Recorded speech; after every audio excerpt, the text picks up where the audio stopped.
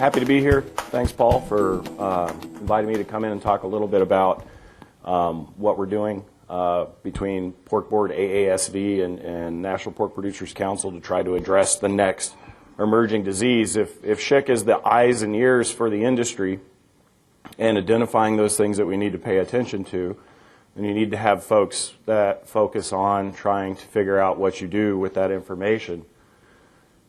In our world, our normal swine world, if we have a regulatory disease, then we have response plans for that. We know who's in charge. USDA, the states are in charge of those regulated diseases. We have FMD tomorrow. We know who's in charge. The problem with emerging diseases is they're not reportable, therefore no one's in charge. So how do you deal with that? We've watched PRRS and CIRCO and PED and Seneca kind of make their way through the industry, and part of the problem is that we don't really have a structured plan for trying to deal with something that's non-regulatory where there's no one standing up going, I'm in charge. So what we're trying to do at the national level is put together a group of folks. What we're calling it right now is the Swine Disease Response Council, and I'll take a step back. We've been working on a what I'll call emerging diseases response plan for the last year and a half to try to put the words to paper on exactly, how will you respond to the next disease. And as part of that plan, we decided that we probably needed a group of people that have been brought together, trained together, as kind of that focal point for trying to help with making decisions. And so we're calling it the Swine Disease Response Council. We're pulling a page from the pseudorabies days when the U.S. Animal Health Association had a pseudorabies control board. That was an industry, state, federal approach to the pseudorabies eradication program. That seems to work well for our industry when we have everybody cooperating and working well and playing nice with one another. And so the Response Council is being formed to be based upon this type of cooperative approach. It will be an industry, state, federal collaboration, and so amongst the three organizations, AASV, Pork Board, and MPPC, nominating and getting producer names who would be a part of the council, but also bringing in state animal health officials and federal animal health officials to kind of be this core group. This council is not going to have any regulatory authority. It's basically a think tank. It's people that are going to take that information on the next disease of concern and kind of think about, well, what do we need to do? And then the group would filter all that information and then come out with what would be a recommended response option. It's fairly straightforward, I think. So again, eyes and ears. Paul's out there with the SHIC and all these great projects that are going on trying to figure out what the next thing is, and the day that we get that phone call from Paul that says, hey, there's something you need to pay attention to, it's an emerging disease here, and we've got something of significance, we need to respond to that, that's when you'd start seeing the activation of this type of a council. The way I envision it working is that you have your core group of people that work well and play nice with one another, they train together, running through a couple exercises on dealing with these type of incidents, but you don't do it in a vacuum. So, for example, we have an emerging disease in Indiana. The Response Council will be called up, but you also include the State Association for Indiana, the State Vet for Indiana, the clinician maybe that's working on the project, to get this group together to start brainstorming on what type of action you should take. Actions depend upon information, and that's what's so important about the pre-gathering of information that SHIC is doing, is trying to figure out how much information we can get in order to synthesize a response that makes sense.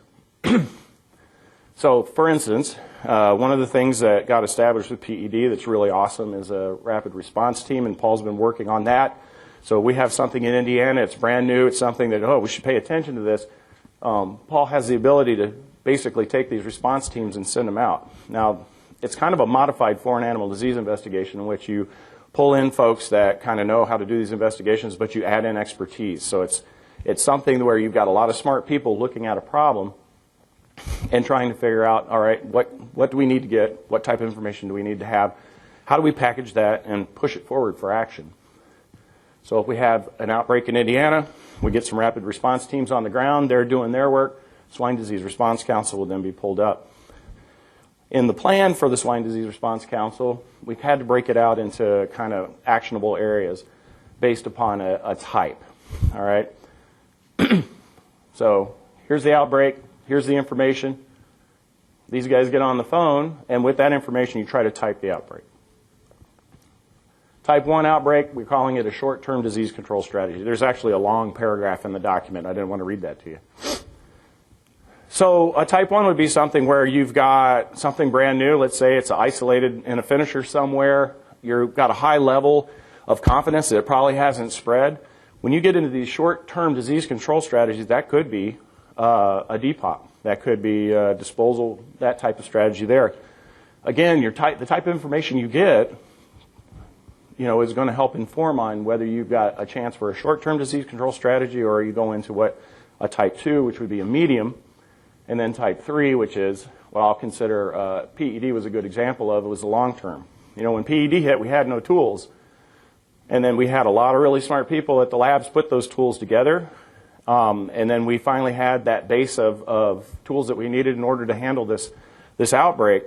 A type 3 could be just like that. I remember USDA telling us that if we had just stopped movements the first time that we found PED, that we probably would have controlled the outbreak. But historically, if you look at the diagnostic data, it was already floating around 30 days.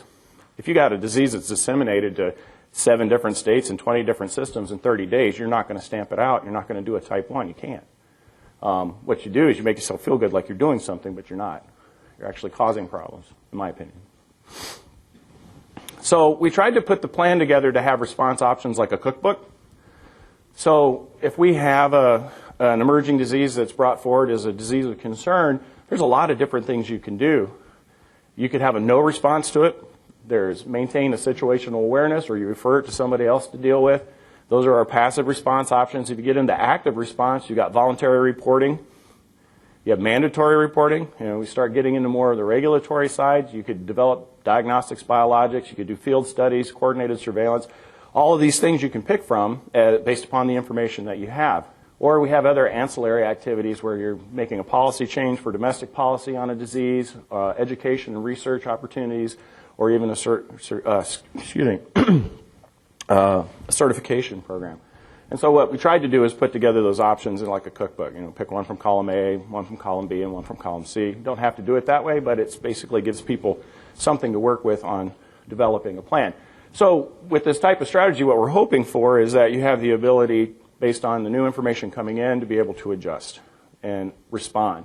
And with it being an industry, state, and federal approach, granted, it won't have any regulatory authority, but what you hope is that the recommendations coming out of that then would be utilized by your state animal health officials and the industry in order to kind of coordinate a response.